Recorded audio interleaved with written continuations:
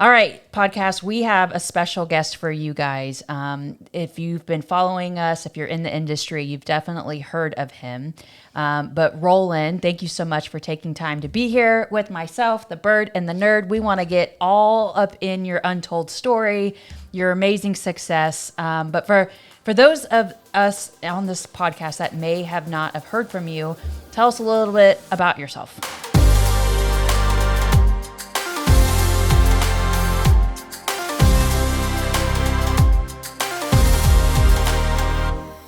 So I am, oh man, I change who I am so often. I'm not even sure if I know. I usually ask other people to tell me who I am. I think actually what I just said probably sums me up pretty well. Unlike a lot of people, I've rather than committing to who I am and what I'm about, I'm open to that changing, and I think it's my gift, superpower. I always say I'm a professional quitter. I've got no problem, for people who don't know me, I've got my doctorate, right? I spent 8 years in school, treated patients for a year and a half before I scaled the business and got out of that. And then I'm good at quitting. I have no problem walking away from a profession, no matter how much money. And to get the doctorate, I spent $340,000. I gave it more than 8 years of your life, because to get into the programs, for those of you who don't know, it's you're competing against 3,000 applicants who are stellar, and they only accept 30. So, I mean, the chances of getting in are small. And so the prep work starts even before those 8 years of positioning your resume. Here you are in high school, like doing volunteer nonsense just so you can even get a chance at applying. So, I have no problem from walking away from all of that, because to me, if you're called for more, if you're disappointed, if you're feeling pulled in a different direction, to me, I just don't see why you wouldn't go there. So to answer the question, who am I? I'm somebody who I'm not afraid to quit. I'm not afraid to change my mind. I'm not afraid to admit that I'm wrong. I'm not afraid to admit that I don't know who I am, and that I'm okay with that changing. And I think that nimbleness ironically allows you to get more of you out. So that's me. Wow. So what drove you to wanting to even get your doctorate? Like why was that your path? I wanted to be important. I From a young age, I was always enamored by my rich friends' parents. And I would just I remember at the dinner table, just staring at them, studying them. I really wanted to impress them. So I would take the dishes from other people and wash the dishes. I would clean up after myself. It was really important to me to impress their parents. At the time, I had no idea what it was about. And that trend would continue. That would continue through middle school, high school. I never felt like I was seen, which is ironic because my dad declined promotions to be present with us. My mom never worked, and we weren't poor, but we didn't have a lot of stuff, so that she could be home. So like they made every effort to be home. And I never felt seen or really loved and cared for, which is so bizarre because they were there and we have a phenomenal relationship. I'm sure it breaks my mom's heart when she hears me say that. But I wanted to become somebody important. And so on this quest, I tried all sorts of different stuff, right? Different kinds of outfits, trying to get people's attention. I wanted to become somebody that people noticed and talked about. And through all of my failed attempts, that would eventually lead to bodybuilding, which is the reason I look so funny. And so that was like, okay, well, I'm going to look a certain way, and then I'll do something really, really rare, which I'll be super buff and shredded, and I'll be 15, and that'll be weird because no kid looks like me at 15. So I did that. So I would dabble with all these weird things to try to impress people and do something really, really hard that other people weren't doing. The problem was it kept resulting in the same lack of fulfillment and emptiness after it all. And like over and over again, it really got me nowhere. It was actually, if you think about it, I was kind of getting deeper and deeper and deeper into something that I didn't want to be in with each of these things. And so the doctorate was really one more of those. It was like, okay, well, I'm buff, but didn't work. And so then it's like, all right, I'll have these pretty girls. Well, that didn't work. And so I tried all these things that people say you should try to do. And none of them really resulted in me feeling like I was seen or making any sort of impact or difference or was really any impressive. It just didn't work. So I thought, okay, I'm going to get my doctorate. I'm going to open up medical clinics, and I'm going to, and then of course money came into play, right? Okay, now I'm going to pile up a bunch of money. That'll for sure work. And it just honestly just kept getting worse and worse and worse. It almost felt as if I was further and further away from where I was trying to get. So that indirectly answered your question, but the reason I chose it was the most difficult and rare thing that I could come up with as a 20-year-old to do. So, do you have siblings? Were you an only child? No, I have an older brother who's just perfect, valedictorian. Like, he stayed in the Mormon church and did all the Mormon stuff my parents wanted him to do, and he just is. He's just perfect. I don't think I've ever seen him lose his temper or curse or anything. He's just a perfect person. And then I have a younger sister who's 3 years younger than me, and she followed in my footsteps. She went rogue. Oh, so he's the middle child. Yeah, So that you and explains. I, yeah, you and I are very similar. We got the I wouldn't Okay, call, you're 12 minutes I'm, older. that still constitutes Oh me my as gosh. the middle child. Whatever we can so- blame, right? No, but we had talked about this. My dad was kind of my older sister and you. So, anyways, power to the middle child. So when how old were you when you got your doctorate? I got out of undergrad quick. I finished it in 2 years. So I started my doctorate 2 years early. And then my program, we had summers off. So it was actually a longer program than some programs. A lot of programs go through just straight through all the way. We actually had summers off. So our program took a little bit longer. So I think I graduated when I was 27, Wow. when I was licensed. It's I told Roland when I first met him, I was like, okay, so I feel like I have to be completely transparent. You look like Ken, the Barbie, and I know you've made millions already. And I'm like, but you look like you could be 12. And I'm like, how in the world has this guy done as much as he has? And then you have one conversation. I remember it was at Amplify, and the depth behind him was so unexpected and like refreshing at the same time. But I feel like we just need to clarify for anyone who's watching. You could be looking at this like, who is Ken on stage who looks 12 that has done so much with his life? And to clarify, have you always looked like this since 15? Like super buff? Yeah, I think I would never I've never had an issue with that whole area. I think the thing that I bring up with that though is it's it's been nice because I think it does make life in a materialistic country a little bit easier, looking this way and knowing how to look this way, and just kind of being aware of how people want you to look. So there's advantages that come with that. But I would also say it gets really exhausting having that be a topic of discussion. I'll tell a quick story. I went to it was right when I first opened my first practice, and I landed like an opportunity to speak to this medical group of specialists. And I forgot to invite them to this thing that I was going to do. And so I left the room and I went over to thank the person who set it up. And as I was going to leave, I was like, oh shoot, I forgot. And the door where the meeting room was actually out of the front door. And I walked up to grab the door to pop my head in and invite them.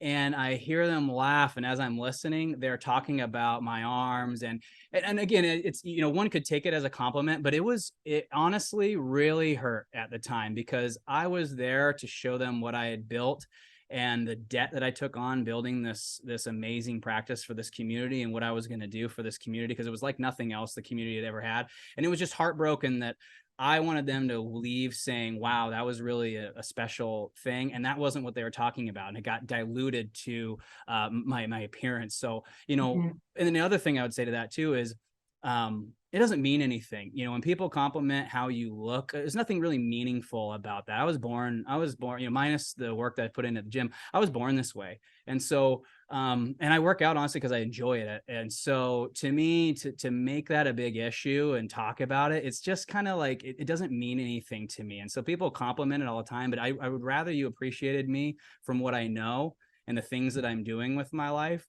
because the way I look it's just not, it's kind of circumstance. It's not really something I'm proud of. Did anybody ever, or have you ever felt like your success, or even when you were going to school, like the things that you've accomplished, were they, because of your looks, was it diminished? Like Absolutely. you kind of describing it to, yeah. As a muscular male, 100%. You people look at me and they have, it's just easy to assume certain things. And then even becoming financially successful early came with it, right? Oh, is what his dad must have had, it's just like over and over again, all this stuff. It doesn't happen to me now because I used to kind of make it worse because I was kind of asking for it. Right. And so it doesn't happen that often anymore because the things that I choose to broadcast, the things I choose to talk about, are I'm creating a container for other people to do something for themselves. And so now it's funny, those conversations just happen less. People, because that's just not a topic of discussion. It's like, okay, I have those things, but it just doesn't come up anymore because I've made it really clear what I'm here and what I want to do for people. And so now they're more interested in that finally. So it's kind of my own fault originally. I was, by flexing and posturing myself, I kind of created this attention that I didn't want. So it's funny. I was empty and unsatisfied, but I kind of asked for it and built that. So I was calling for their attention by all of this stuff that I did. And then when I got it, it meant nothing. And it was basically my own fault. But the funny thing was that at the time I blamed them. I blamed everyone for not understanding me, not seeing me. I blamed everyone but me. But when I look back at the process, it was like, well, no wonder no one thinks you've done anything exceptional. You don't show them. You don't talk about it. And honestly, what did I do that was exceptional? Yeah. Go to the gym, stack up a bunch of money, buy expensive stuff. I mean, is that really that rare? I don't think so. Right? There's a lot of people who do that stuff. How do you think you learned that so quick at, like, I would say a young age? Because there's people who go their entire life and don't have that kind of self-reflection of like, oh, this thing that I'm seeking attention for is not actually fulfilling. Like, I feel like people go their entire life and still seek that, not knowing that they're not fulfilled. Like, what would you say to that? How'd you learn that? I had a unique opportunity at 15. I went to my first private practice medical conference. 16, I went to my first private practice medical conference, and going to a conference and not being in the industry, not even being licensed, it's a different kind of experience because you see things differently. You see, when you go to a conference as a licensed person needing something, you're going from your point of view, your perspective, and what you need and what it means to you and your business. For me, I didn't have any of that. I was just going to be there and observe because my parents didn't have money and they didn't do what I wanted to do. And if I didn't get help, I wasn't going to be able to figure out how to do it. That's why I went. So when I was there, I noticed something though. There were 40 people at that conference who were different than everybody else. They always had a group of people around them. People were shaking their hands, introducing themselves, asking them questions, taking selfies together. And I was studying these people. I'm like, man, who are these? They would speak on stages together. A lot of them would collaborate online together, these people. And I'm like, man, what is it with these 40, 50 people in this industry? And so year after year, I kept coming to these conferences and I would study these individuals. What I discovered was all of them had something they're really, really good at. They had something they're extremely passionate about and sharing it with others. And all of them had a unique ability that only they had. And it was designed to help a very specific portion of the population. And they'd figured these three things out and they turned it into their brand identity and they learned how to sell it. And that was the difference. They were truly fulfilled. They loved their job. This is what they would do, whether they got paid or not. And so I knew that was possible because I'd seen these people. And as I was 15 years old, I'd seen people get into that top 50, top 60 who weren't there before. So I knew there was a formula to get there. So the question was, why the hell wasn't I there? And what does it take to get there? So that basically knowing that it was possible and knowing that that was what these people had and that they weren't born that way, knew that there was something I needed to figure out to get there. So I guess, how did I figure out? I knew it was possible because I saw the people do it. And if somebody else can do it, you can do it too. So as you're going through the years and you're discovering, like, this is, I call it a hollow victory. Like you keep chasing what you think will make you happy all to arrive. And it's like, there's still something inside that feels like is missing. Did you talk about it with anybody, or was this all just kind of internal You can't. It's embarrassing because you have everything. And so it's humiliating to bring it up. You can't, you hide it. And I think most people do that. I think they don't talk about it because they think, oh, I should be grateful. I just need to fill out my gratitude journal more often. That's not going to solve anything. You are grateful when you start using your unique abilities to create a change that's important to you. That's when you'll be grateful. Ain't no journal going to make you grateful. You'll be grateful when you honor your unique abilities and you honor the people that you care about honoring. So to me, everyone's trying to like sidestep this whole thing, like hack gratitude. I'm sorry, gratitude and satisfaction comes from honoring how you're designed and doing the work that lights you up and fulfilling your full potential. That's how you become grateful. And that feeling that you feel right now about being unsatisfied and discontent, that's a divine feeling. It's telling you, stop caring about the stuff you're caring about, stop doing that and do something different. You're better than this. You don't need to keep doing this anymore. Like, you're not unsafe. Your career success, like things are looking good for you. Why are you still trying? Like, why are you wasting your time on this? So to me, that people get that whole feeling wrong. They think it's inadequacy and that they're not there yet. It's the opposite. It's that you're caring about stuff that you need to stop caring about and move on. Yeah. I actually love that because he just said like you're getting the feeling wrong. And I feel like when we're in search of, maybe we're feeling a certain kind of way. You're right. It's like you go online and maybe you listen to a podcast or you're on social media and it's like, well, I just need to do my morning affirmations and I just need to journal more. And I'm not knocking that, but that's not teaching you really how you're feeling and how to change that feeling. You journaling more is not necessarily, it might get you more in tuned. What would you say to that? Because you're a big psychology. I would say that's exactly what I went through. What was hard is I could make a lot of money if I kept originating. That was easy. But at the same time, I felt like a fraud because... You saying that's easy? Oh, I'm just kidding. I'm just kidding. To make money in mortgage, yes. Yeah. I mean, you don't even have to have a degree. And the amount of money you can earn per loan, it's like, yes, it can be easy. But when you're making so much and you're good at it and knowing you're good at other things, sometimes I had to get clear on what is it that like really sets my soul on fire and not feel selfish for thinking of myself that way. Because I did feel selfish at times, but also then having my own insecurities of being compared to the nerd, because everywhere I would go, it was like, oh, are you the mortgage nerd? I'm like, no, I'm the Byrd, not the nerd. But even though I was successful in the space, I thought I just feel like a fraud. And how do I admit that now? Because I don't love dissecting tax returns and I don't love putting people into debt. And I feel bad knowing they could go down the street and get a better rate and term with someone else. And yes, I provide value, but is it really value? So I went from teaching and coaching middle schoolers and changing the trajectory of their lives. So talk about like a, very fulfilling profession, to then feeling like I was selling people to get into debt and maximizing their debt to income ratio where I just didn't feel good about it. Now, when I would teach real estate agents and teach classes, I would light up on fire and helping people find what is your X factor, because if I could find it when my DNA is exactly like a celebrity in the space, and when people would tell me, like, I just don't know how to figure out who I am, I'm like, well, trust me, I had the same issues, and it was not always glamorous. And I am pretty public. I'm not very private. I share a lot of my stuff on social. You guys used to give me a lot of grief. I always said social was like the best friend I needed in very dark times when I pushed everybody away. But I do think you can follow, and I had this a hunger for truth that I just kept searching and searching and searching for, and would ask questions. And Roland knows I like to ask a lot of questions sometimes before I even finish letting other people answer. Yep. Yeah. So that's how I just was hungry to figure it out because I was not satisfied.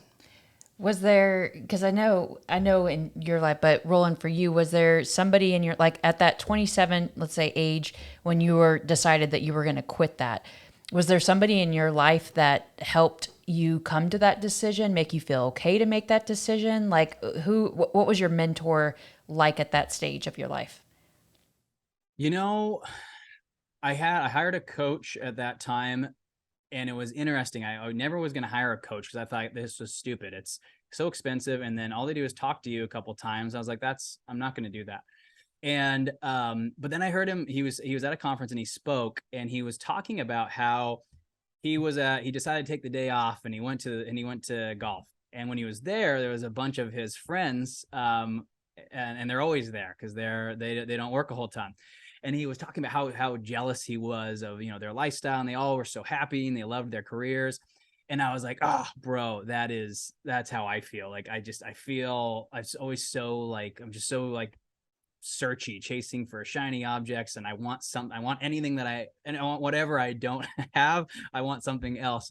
And when he spoke about that, I was like, okay, well, if you've navigated that situation, I don't know what you know, and I don't know what on earth this coaching thing's going to do, but I was like, if you've navigated that, I'm ready to navigate that. So I hired him at the time. And the biggest thing that hit me with his work was, he had me take the emotional intelligence 2.0 test. So I bought that book, took the test, read the book, and man, it just showed me how much I didn't know, and like way too much that I didn't know, things I wasn't thinking about. And it really interested me, the stuff that I saw, like really, really, really interested me, way more than like any of the revenue producing things that I was doing. And so I just couldn't shake that. And it was that experience that just, I just couldn't forget about it. And to this day, I don't think the momentum ever stopped. It was after that moment that I was like, okay, I'm doing something wrong continuing on this, you know, because the game I was playing was add a new location, add a new location, add a new location. And I had a pressure too, because I was this young, you know, I'd been going to this conference since I was 16 years old. And so now that I was, you know, 30 years old, and the new thing was, oh, how many locations do you have now? How many locations do you have now? And you know, at the time it wasn't like mortgage, like opening up a medical facility. Like I got to do that. I got to get the loan. I mean, it is it's not easy to open those things up, and they cost a lot of money, and they're very difficult to open. And there's all sorts of insurance and license and liability. So like opening these things was stressful, but they kept asking me how many I have. So like, I have to like keep that persona up, or I'm going to start disappointing them. And I remember when I stopped opening locations, and I was like, you know what, enough's enough. I'm not going to keep doing this nonsense. I lost some friends, which is kind of messed up, but it was like, oh, what do you mean you're like going on vacation and you hired a CEO and you're not working anymore? And now you're not going to like keep trying to make more. You're going to stop. And yeah, they just, you know, I think it was in hindsight, I realized it was their own insecurities. At the time, I took it really personally. It made me feel like I was doing something wrong by not continuously trying to make more and more and more and more money. So yeah, but it was my coach that kind of like shattered that whole perspective for me. Gosh, that's so relatable. Like, we have a lot of listeners that are in the mortgage space or real estate agents, and it's like every month that your month starts over, and it's like, you know, the new year is right around the corner, and I'm just waiting for like, oh, Denise, how many families are you going to help this year? And I'm like, I don't care to be the loan officer that helps the most amount of families. I want to be the best. You know what I mean? But to your point, I think when you get into this, there is so much social pressure of like, but how dare you be content with helping a certain amount, because that ultimately fulfills you. You know, it's like, but you don't want the trophy at the end of the year to be number one. And it's like, well, who is that really serving? Is that serving you or the CEO of the company? Or, you know what I mean? It's like, but obviously the medical offices are in a whole different scale. Trust me. I could not even imagine like a brick and mortar and all the people you have to hire and the payroll and is the location right? That would be super overwhelming. Yeah. And I was young, and it was really risky. And, you know, I kept spending all my money. Right. And so my net worth effectively was like always, you know, I suppose if I sold everything, my net worth was high, but like I was always broke for like those first like 10 years, because I would just grab, every time I had 500 grand, I would open another location. And so like I was always broke. And so it just wasn't fun anymore. Yeah. So how would you, instead of talking about society's definition of success, how do you define success today? If you can find a way to make legacy something that is something you pay attention to, you will dominate. You will dominate in all areas of life. And let me explain this to you. So legacy, people often think about legacy as something that happens when you die, right? It's what you leave behind. That's the belief. And so I think a lot of people have a hard time getting excited about legacy, because it's like, oh, I won't be alive to see that. that was at least how I used to think about it. Was always, oh, it'll be after me. So it's like, I get it, it's important. I'd love to make an impact, but it's like, to get really fired up about it, you're not going to experience it. So it's difficult to get stoked on creating a legacy when you can't live it. It's hard, especially as a younger person. So here's how I started getting fired up about legacy. And this is a Rolandism. I totally made this up because I was trying to understand legacy, the concept of legacy. And I write a lot. For those that don't know that, I get up at 4:30 and I write until around 7:30 every morning, write like a madman, every day, weekends. Just like thoughts, or like, what are you writing about? Everything. I've written a book that I'm never going to publish. I'm never going to let no one read. I write to kids that I don't have, who are unborn. I write to whatever I want to write. And I just write and write and write and write and write. And I'm so good at getting my thoughts and aspirations on paper. And I've been doing this for 4 years, that I think it's really easy for you to get like cool, deep things out of you into somebody else's consciousness because you practice that every day. Well, I've been writing about legacy for the last probably like 6 months. And I finally figured out how to describe it in a way that I think everybody can understand and get excited about it. So legacy is everything that you're doing right now. Everything that somebody does is their legacy. So think about it. The things that we care about right now, the justice system, the way our homes look. The only reason your home looks the way that it looks is because somebody decided that that was how a house needed to look. And that became that person's legacy. And they built a house, and all of a sudden people started building houses. And whether that person knows it or not, the first guy who built a house with stucco, he now created homes with stucco. And so that's the concept of legacy. It's actually something that happens every day. Okay. And if we look at the ins and outs of it, what you're doing is you're normalizing something. So you're normalizing a behavior, you're normalizing you're taking something and you're making it normal. That's what a legacy is. So let's look at something tangible that we can all look at. So one of my favorite examples of this is Martin Luther King Jr. He wasn't the first person to try to fight for equality like this. He was just the first person to say it like he said. And I'm paraphrasing and saying it in Roland's way and in design speak and my coaching program speak. But what he basically said was, I have a dream where one day every single person, no matter what color of their skin, will have the opportunity to fulfill their full potential. It's really what he said.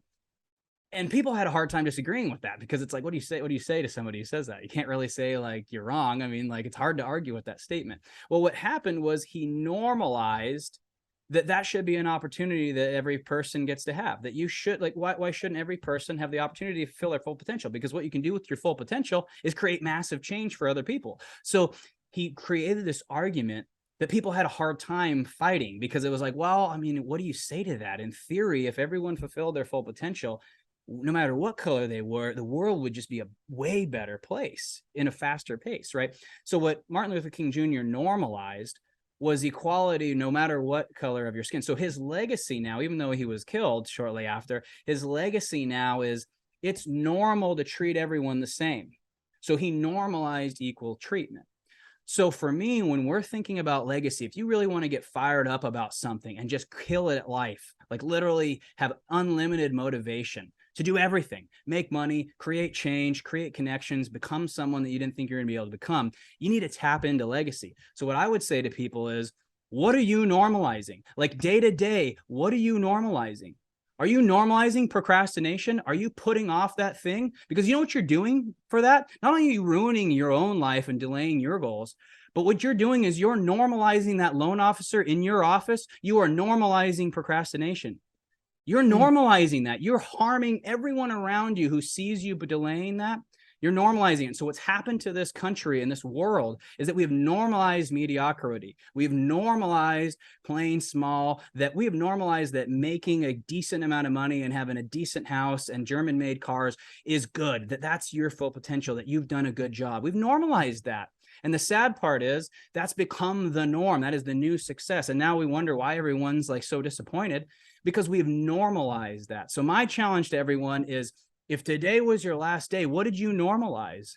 What behaviors did you normalize? Did you normalize doing a job you don't like?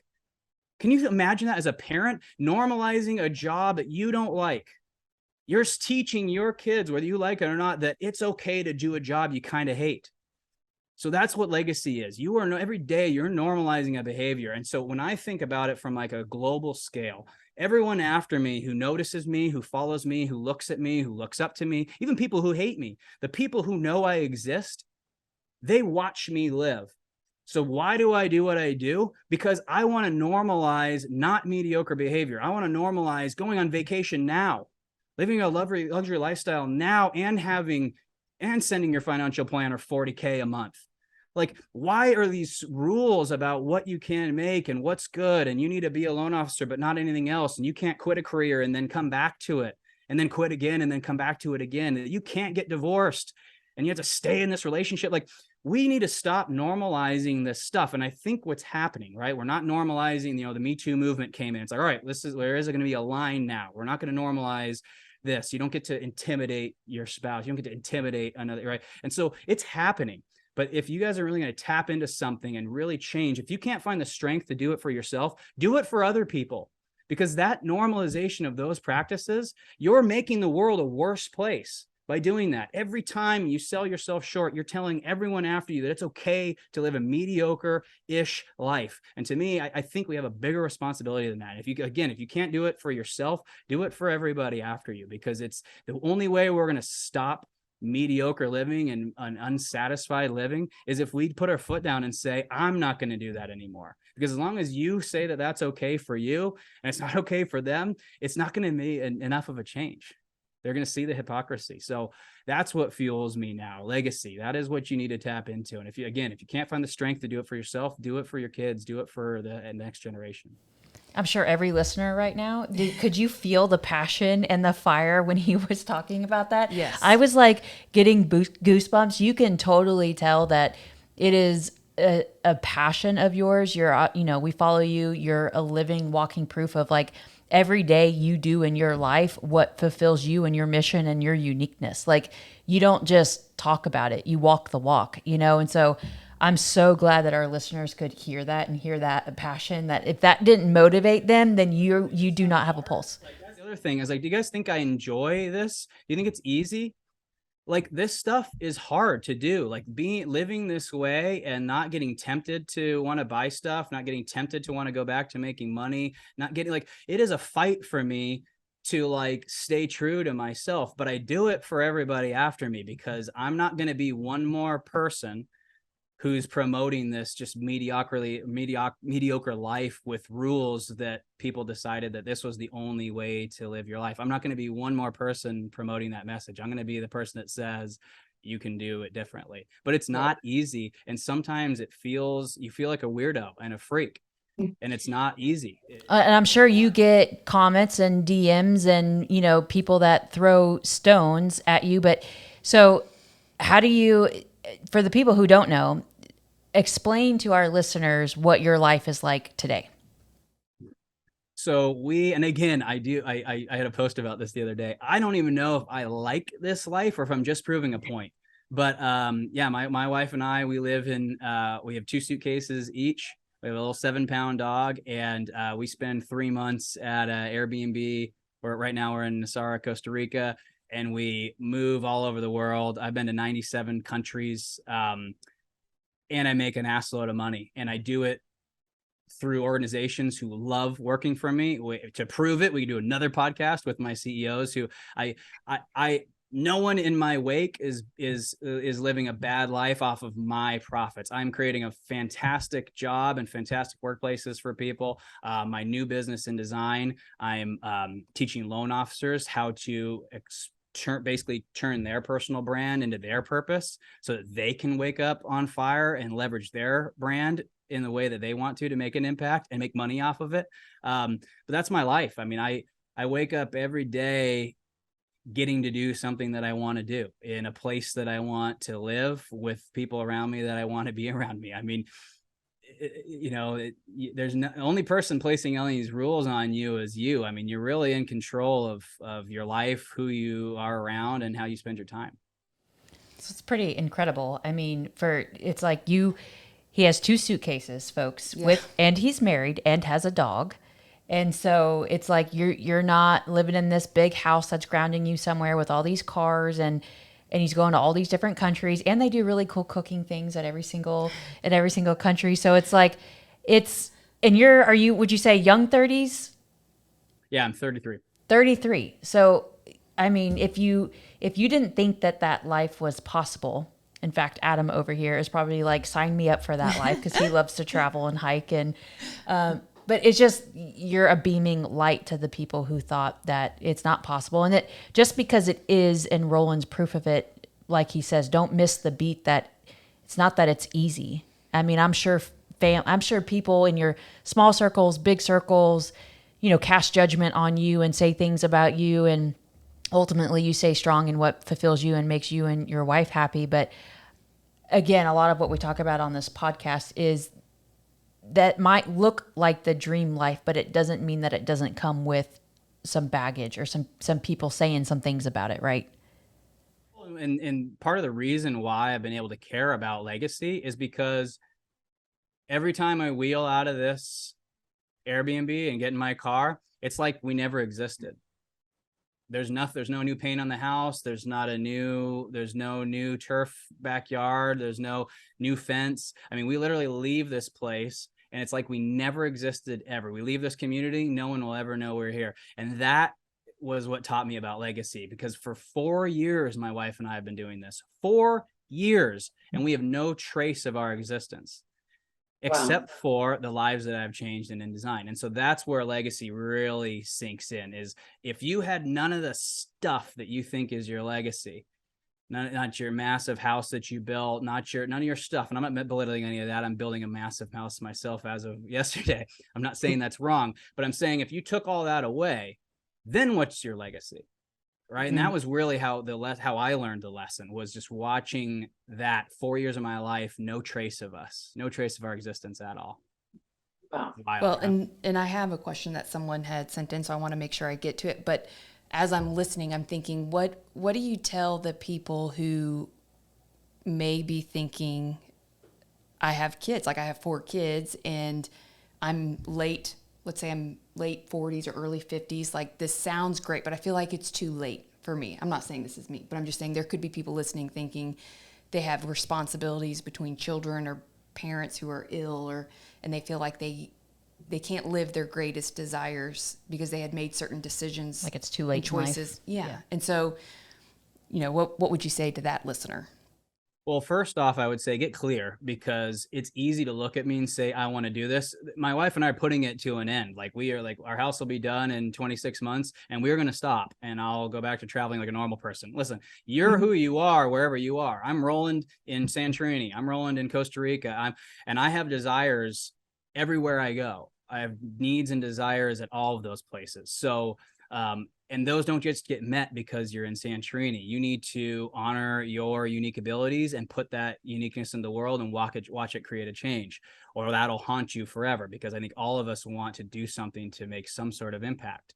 It's just in our DNA. So first thing I would say is get super clear, because I think so often I've done this so many times. My travel is an example of one of them. This was supposed to be so awesome, and now we're both like, oh my gosh, let's get this over with.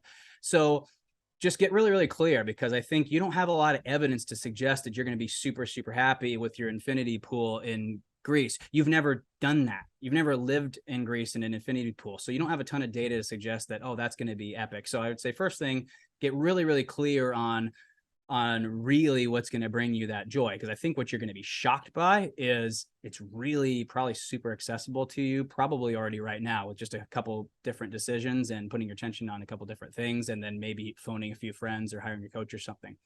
So get clear first. Second thing I would say is, people joke with me all the time about that. Oh, I want to be you when I grow up, and they're 63. And I try not to laugh when they say it. I look at them with a straight face and I say, I created all of my wealth in 2.5 years. So that's what I would say to that is, and I think I read this in an article, majority of millionaires hit that 10 million mark in something like 4.5 years on average. So most of them, it happened wherever it happened in their career, and then it happened. So that's what I would say is money, this idea that you need to slowly accumulate money. That's only true if what you do slowly accumulates money. I mean, what if you created something that was really, really needed and it was $496 and you put it in front of 60,000 people who had $400 to spend on it? There's, I don't know what the calculation is on that, but that's over $1 million for sure, at least 1 million, right? So to me, that's what I would say is get clear first. And then second piece is be careful marrying yourself to this idea of when it can happen, how long it takes, because money and work are two separate things. I have businesses right now that make me insane amounts of money. I get two emails a year, and they're usually like, hey, I can't access the 401k website. Yeah, I need your password. Right. I mean, now, was it easy setting that thing up and getting leadership in place and setting up a mission that was able to live on without me? No, I had to come back so many times. That thing blew up in my face. I mean, I'm not saying it's easy. No one ever said it was. Yeah. It's just, it is possible. So that's what I would say to that is, those are your own rules about how money's made and when you can make it. That's not defined in any dictionary or anything. That's your own decision to make it a thing that's too late. And what about say it's the mom who puts all of her legacy into having kids and raising kids? Because there's two sides to this. When I'm speaking to a lot of female loan officers, it's this internal dilemma of like, you're a badass at work, but society can also frown upon you in the fact that you should be home with kids. But then you have the reverse where you have some that put everything into their kids and then the kids move on and they graduate. And so you feel like, what is my purpose? Was it just to have children? And that's my legacy, is who they've become, and my time that I spend and invest in making sure that they don't end up, with how society could condition them to think and feel. And so what would you say to those? And it doesn't just have to be moms. It could be men or women who put everything into children saying, this is my legacy. Do you think there's danger in that? To me, you got to trust how you feel. I mean, the reason I'm here and the reason I quit all the things that I quit and the reason I didn't quit the things that I didn't quit is because the ones that made me feel good, I kept, and the ones that made me feel trapped, I didn't. Listen, just because people have normalized the things that you do with kids does not mean that that's the only way to do it. Just because that's what people have normalized, you don't think you have to buy into it. One of my best friends has the best relationship with his parents, and he lived a very atypical childhood where he was in Colombia half the year and then they would fly up to Miami half the year, and his dad was involved in illegal stuff and he helped his dad translate while he was doing these deals, and the kid had weird friends and he was never in school, and the kid has an insanely great relationship with his parents. The kid's a nuclear engineer. It's how I met him, through my undergrad. The kid's a wonderful beacon of light to everyone around him. He doesn't judge anyone. So just understand there's not one way to raise your kids. Kids don't need that much. They need to be loved. They need to be told nice things. They need to get their worldview tuned up to the point where they can see what the world needs from them, what they want to give to it, and then let them rock with that. And to me, I don't know. They don't need you at home full time to be able to do that. They can, there's a lot of different ways to teach them that that's how the world works. And they just need to know that you care about them. Yeah, I love that. Can I switch gears a little bit, or do you have another question that came in? Well, I'm trying to figure out how I can phrase the question where I don't reveal who it is. Oh. So I can either ask this one now or wait till the end. Let's wait till the end, because I'm really curious about your coaching and how you got into the mortgage space and you're in design. So I would love to hear how that happened and what you're doing currently for loan officers. So, InDesign is such a cool container. So I've been at it. You guys have known me for a while. I've been at it for, the cool thing about selling my business to Wall Street for a massive amount of money is I don't need to make money anymore. So now the coaching business, I don't have to live off of it. So there's none of that pressure. So the cool thing about that was all of my focus could be on creating the transformation for the people. And then really the price just is whatever it takes for me to get that transformation to people. So for those who've seen it, it's a year-long program. It's we have 3 in-person events. And then we have coaching calls every 2 weeks. And the cool thing that we've done with this container was I gave people what they actually need. And so if you're looking for like strategy on like what to do with your email scripts and your call scripts and what CRM to choose, that's really not what the program's for. A lot of my people, that they talk amongst themselves about that, and they'll ask me questions about it. It's not like I'm closed to helping them with that stuff.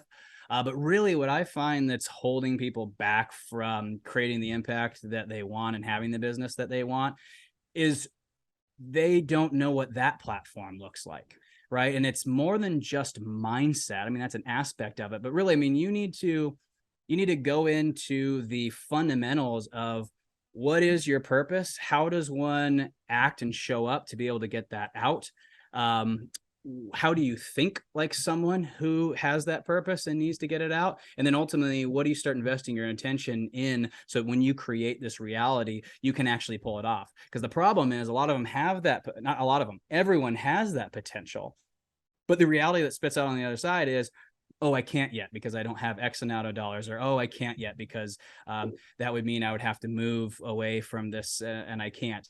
Right. And so those are all I call those man-made beliefs. Those are, you put those there. Those are not like hard values. You decided that you can't because of all those things. So the only reason the people who have all of that have gotten there is because they built a reality where they could. And that's what InDesign does. We use the leverage of 14 other top producers who want the same thing, because ultimately, if you're going to find your purpose and create that, I can't do that for you. You can't do that with any one person. It takes 14 other high achievers who want the same thing to be able to come together and create that reality for somebody. We need a lot of consciousnesses building that, because everybody's purpose is different and how they're going to go about it's entirely different. And between me and them, that's not enough. That's not enough ideas. We need more than that.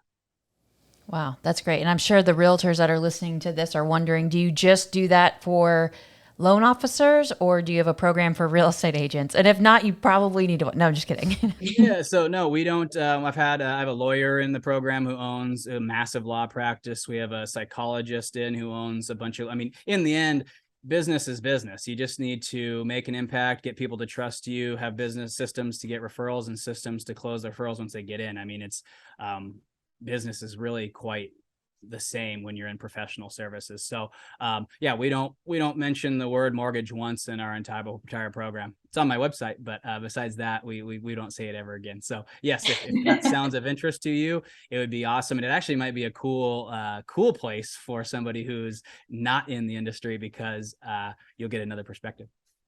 So where could they go to learn more about it? And is there like a certain number of seats? And if you miss the cutoff, is there like a waiting list, or how could they learn more about it? So my website's probably the best way. We got a couple of videos on there, some testimonials. I do the best job I can to describe it. It's a hard program to put into words, because how do you describe that? Because it means something different to every single person who does it. But RolandCochrun.com is the best way. You can just send me a DM. No, we have rolling admission. So what I found was people, when they want to start and do something like this, like, that season comes and goes quick. Like the day you decide, like, I'm done with this, I'm going to actualize my potential, turn it into my freaking career and start kicking ass. That usually comes really quick, and the insecurities can really quickly wipe that away. So no, we have a rolling admission process. We have an onboarding process that builds you into the program. And then you just come to the next in-person event whenever that happens to happen.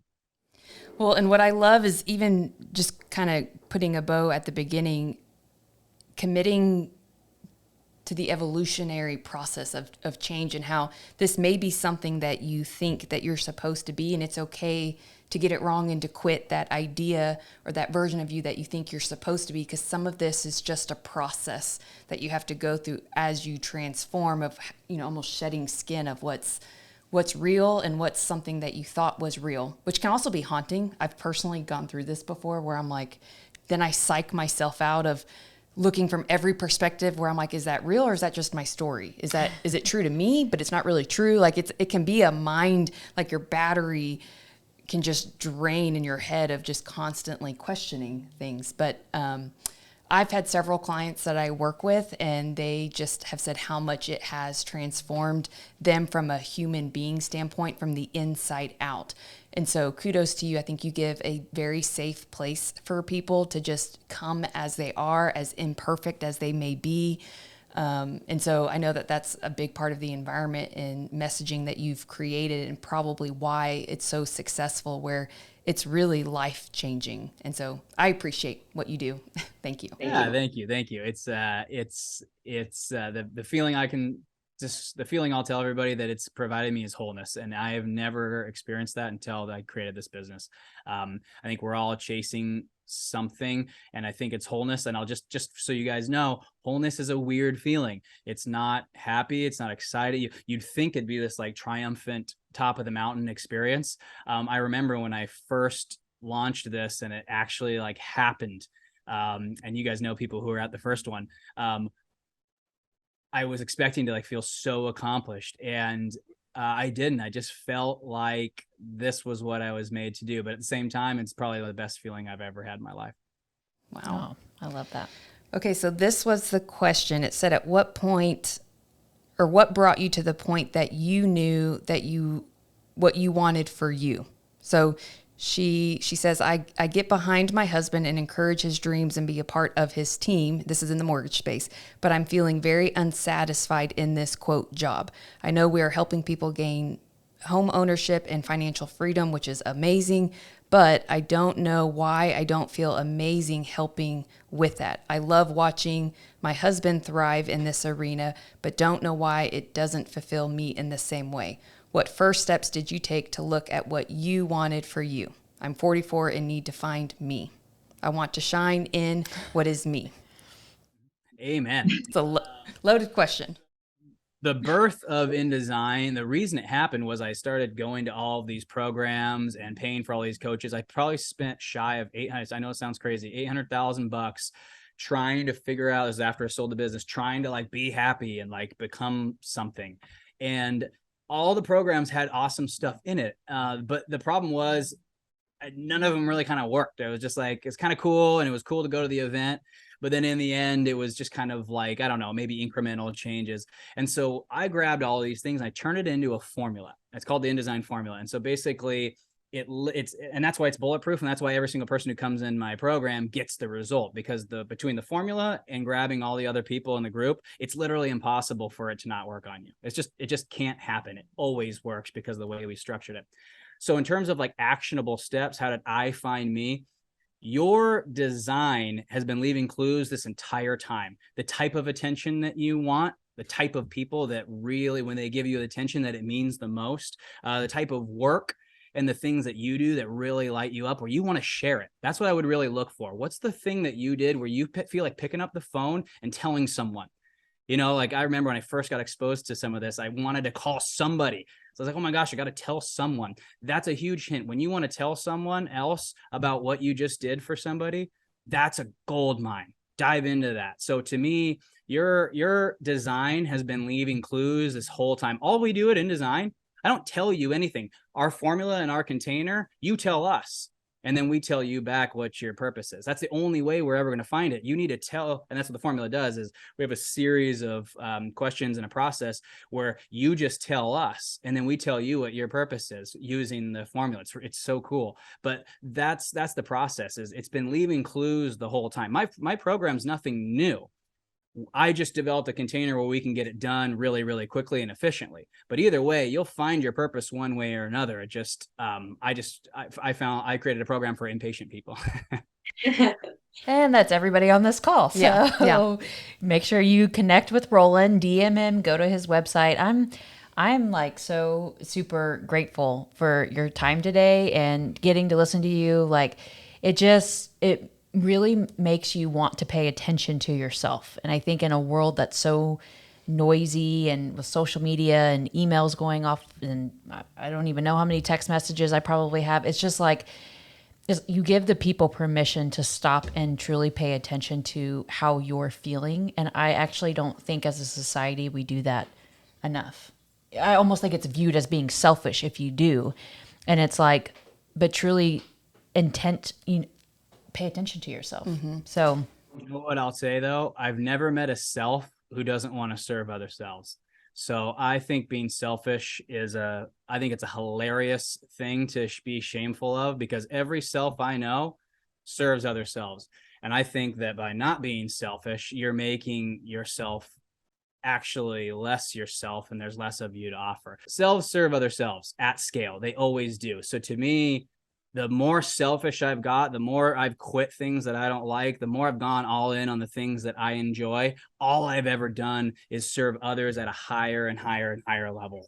And the only way I got there was exactly what you said, Denise. Pay attention to how you feel, because it's showing you what you need to do. And like I said, I've never met someone who wasn't designed to serve others at massive scale. It's never happened in my life. Every person, once we uncover all of them, they're here to serve people at a massive scale with a really unique offering that nobody else can offer but them, for somebody who really, really, really needs them. So yeah, be selfish. That's nonsense. Be selfish that's the way to go. Well, it's biblical. You have to love thyself before you can love thy neighbor. There you go. There you go. That too. Know thyself. That's was they put that right on the front of the temple of at the Apollo temple at Delphi. That's what the Greeks wrote. Know thyself. It's not. This has been around for a long time, and at some point we forgot, but we need to come back to it. I'm really feeling like I need to get my damn passport after seeing all this. She doesn't even have. She doesn't. January. She doesn't even have her passport. Well, my gosh. Well, thank you, Roland, so much. This makes me, I want to like take my entire team to in design. Like that would be, we need to, I'll get all my 8. I'll do a mini one on site. I can do it. I could probably do it in a day. Oh man, that would be, I just think that would be so cool. We will get that on the books. And then for my real estate agents, because I'm going to send this was so meaningful and so powerful. And especially in I don't want to call it a tough market, because like Jeremy Forcier says, it's just the market. It's not a tough market, but I think it would just be so powerful. So you and your wife might have to come chill in Dallas just for a little bit, but we'll make it fun. Frisco's great. So just come get your VRBO, stay here for a little bit. We'll keep you busy. Yeah, no problem. I'd love to. Thanks guys. I really appreciate being here. Thank you. Bye.